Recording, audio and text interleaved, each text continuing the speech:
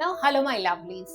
I'm sure you must have heard or read Wands of Fire, Cups of Water, or the major arcana carry deeper life lessons and wondered, that's great, but how do I actually use that when I'm reading a card?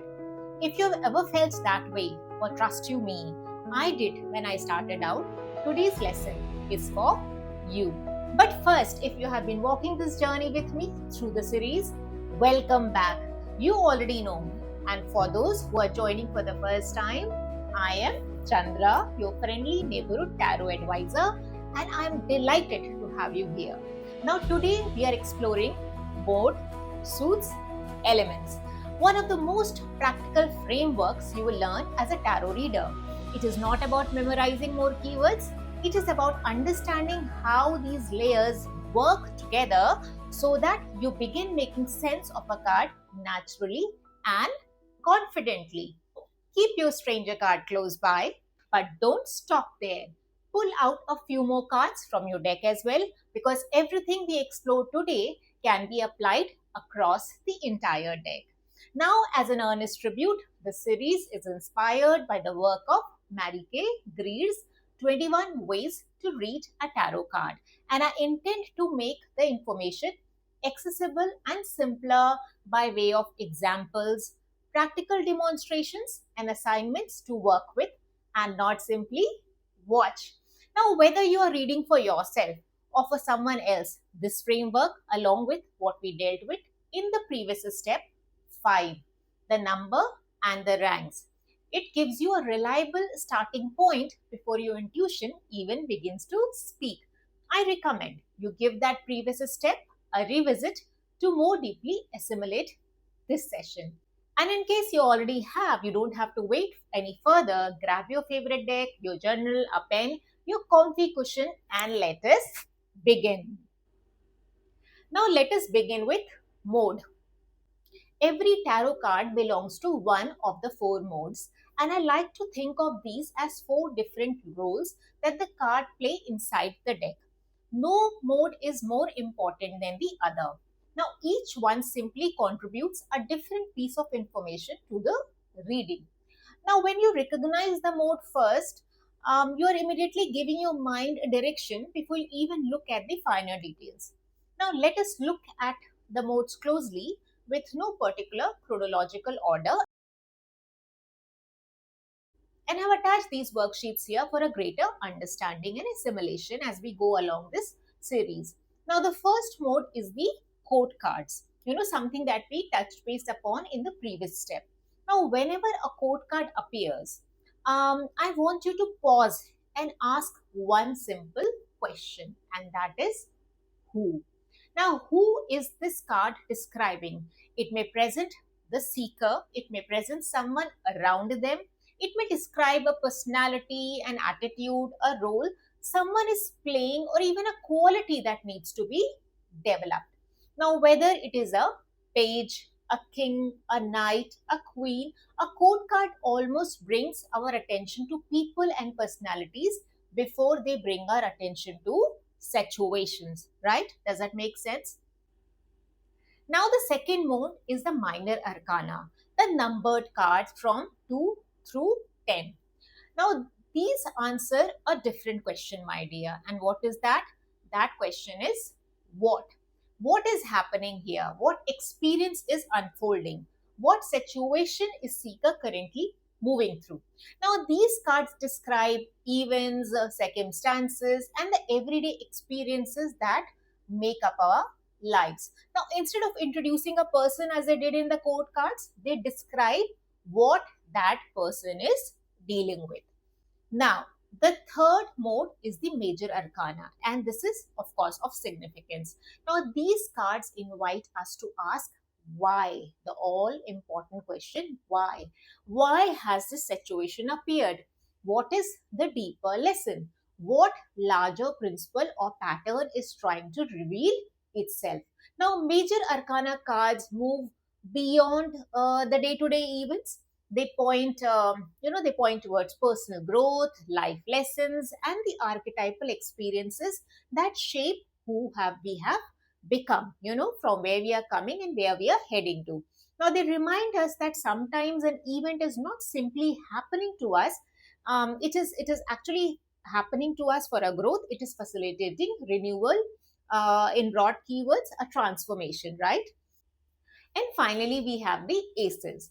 Now, although many books and systems include them within the minor arcana, I personally find them helpful to think of them as serving a distinct purpose altogether. Now, whenever an ace appears, ask yourself where. Now, where is that greatest potential? Where is a new beginning trying to emerge? Where is the life inviting growth? Now, every ace represents a possibility. It is a seed before the tree. It doesn't promise the outcome, but it shows you where something meaningful has an opportunity to begin. Now, I have this entire video series, if you've not already seen, it is dedicated to the aces that you may want to check out. Find the link in the description. Now, pause for a moment and notice what we have done. Without interpreting a single card, we have already created a framework. The code cards answers who. The number cards answer what. The major arcana cards answer why. The aces answer where. Now, that one habit alone immediately makes the deck feel more organized and much less intimidating. Don't you agree? Now, let us build on that.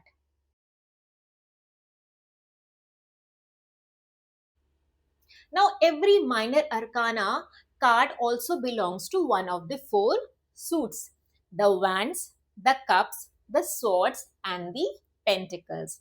And each suit carries the energy of one of the four classical elements. Now, if you've explored the Vedic philosophy or astrology, this idea may already feel familiar. The Panchatattva, or the five great elements, speaks of Akash, the space, Agni, fire, Jal, water, Vayu, air, and Prithvi, earth. Now, tarot primarily works with four of these elemental energies, barring the space or ether, right? Fire, water, air, and earth. While the two systems are not the same and shouldn't be confused with one another, I would say, I find this familiar connection helpful while remembering the elemental qualities much more naturally. Now, let us look at each one. We will begin with the bands, which correspond to the element of fire. Now, think about what fire naturally does. It creates warmth, it gives light, it spreads quickly. Most importantly, it gets things started. That's exactly why vans are associated with inspiration, passion, enthusiasm, confidence, creativity, and action. Now, whenever I see several vans appear in a reading, I immediately begin wondering, what is exciting this person? What are they trying to create? Where is their energy asking to go? Vans often appear when we are starting something new, chasing an idea, fueled by desire or passion, finding our confidence, or stepping into leadership role, right? They are full of momentum, but just as in real life, they also remind us that energy needs direction. Left unchecked, that same enthusiasm can become impatience, impulsiveness, or burnout. Next, we have the cups, that is represented by the element of water. Water has an incredible ability to adapt. It can be calm and comforting or powerful enough to change the shape of everything around it. Our emotional world works the very much same way. That's why cups speak about feelings, about relationships, about compassion, intuition, healing, imagination, and emotional connection. Now, when cups dominate a reading, I become less interested in solving the problem immediately and more interested in understanding how the seeker is experiencing it emotionally, right? The emotional landscaping. Now, quite often, once we understand the emotional landscape, the rest of the reading begins to make much more sense. Now, like every element, water also asks us to find balance. Sometimes we become so overwhelmed by our emotions, we disconnect from the reality completely. Now, the cards simply help us recognize where that balance may be needed and restored. Now, the suit of swords. The suit of swords corresponds to the element of air. Now, air is interesting because we rarely notice it until it begins to ruffle the feathers. We don't see the wind itself, do we? But we see the leaves rustling, the curtains shifting, or the clouds changing direction. Our thoughts are very much the similar. We can't see them, but we experience the choices they influence every single day. That's why the swords are connected with our mind.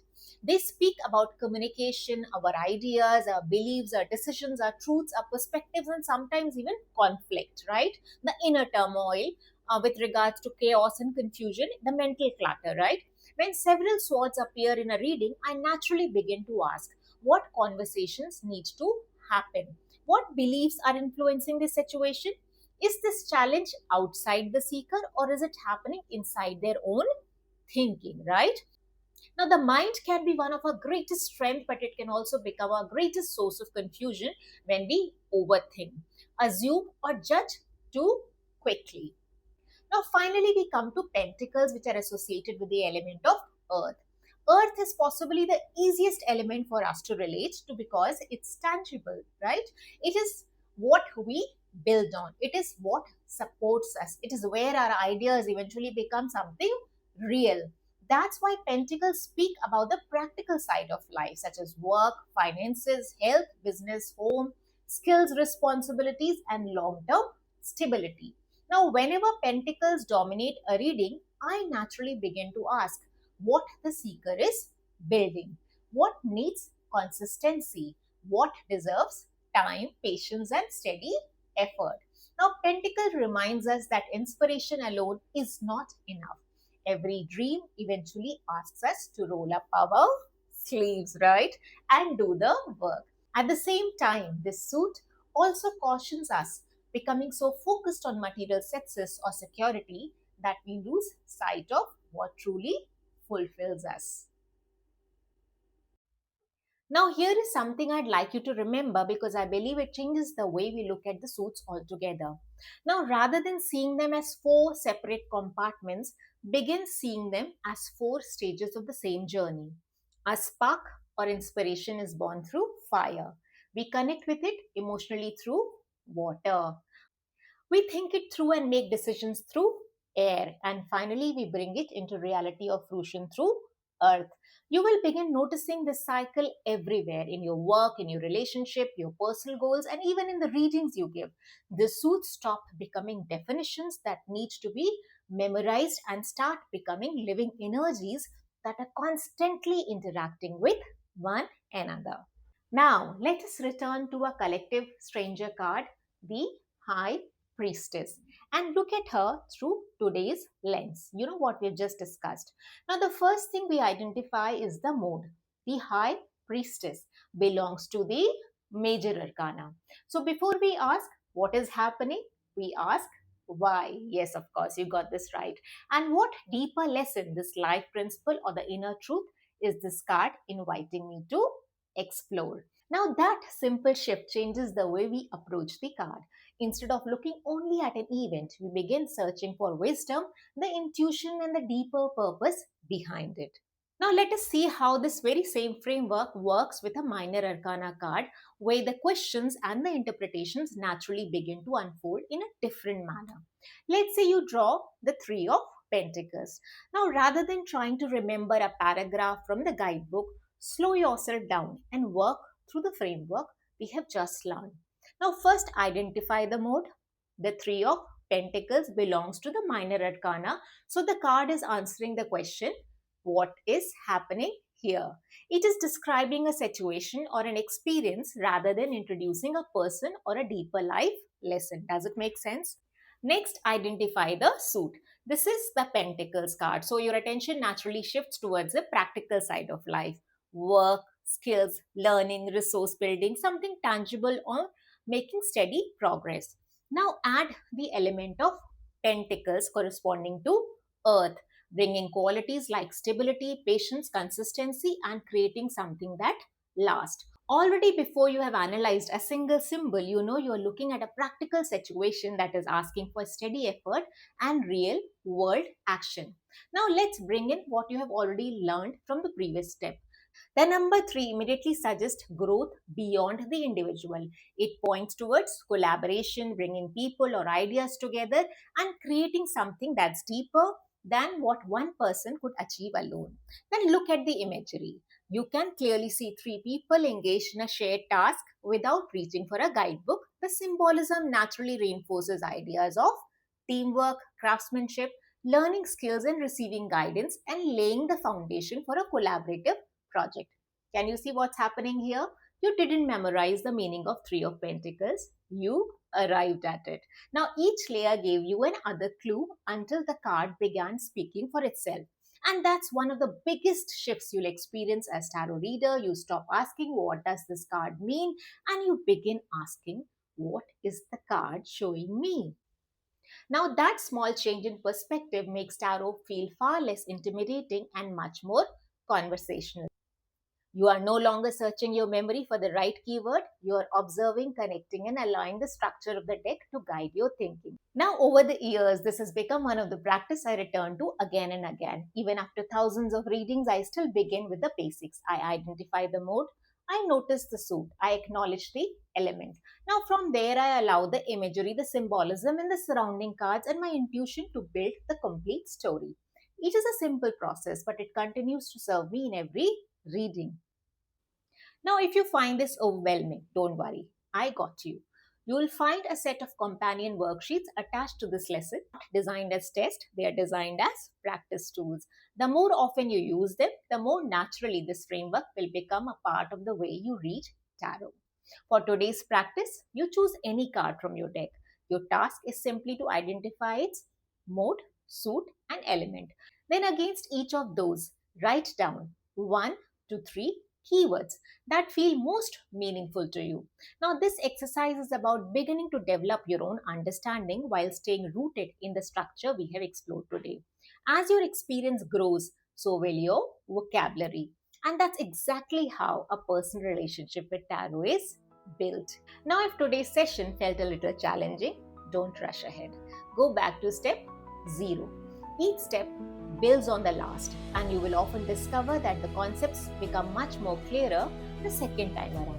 I'd love to hear from you in the comments. Which suit do you naturally connect with the most? And has today's framework changed the way you look at the cards? Your feedback helps me understand what's working, where are you getting stuck, and how can I make the upcoming lessons even more practical and useful for you, my lovelies. Make sure you are subscribed and have notifications turned on because in step 7 we are bringing these layers together. We will start synthesizing what you have learned, especially in step 5 and step 6 this tutorial, so the cards stop feeling like a cardboard piece and become more like living guides, a cosmic GPS. Now, with that, see you in the next video, a step closer to knowing your stranger. Love and light, Chandra.